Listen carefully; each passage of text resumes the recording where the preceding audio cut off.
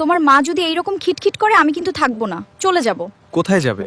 তোমার মায়ের কাছে, তাই তো? হ্যাঁ তোমার মা ভালো। হ্যাঁ, তোমার মায়ের থেকে 10 গুণ ভালো। আচ্ছা বসো, যখন আমরা প্রেম করতাম তখন বলতে তোমার মা এটা বলে ওটা বলে, এটা করতে বারণ করে ওটা করতে বারণ করে, এখানে যেতে বারণ করে ওখানে যেতে বারণ করে, সারাদিন শুধু খিটখিট করে আমার সহ্য হয় না। আর এখন তোমার মা ভালো হয়ে গেল, তো আজকে তোমাকে মা কি নিয়ে ক্যাচ করছে? রান্নার জন্য, রান্না পারি নাই সেজন্য।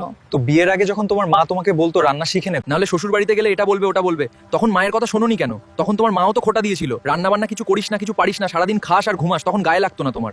তুমি আমার মাকেও তোমার মায়ের মতো করে ভাবো, তাহলে দেখবা খিটখিট করাটা কমে যাচ্ছে। তখন মনে হবে আমার নিজের মাই আমাকে বকছে।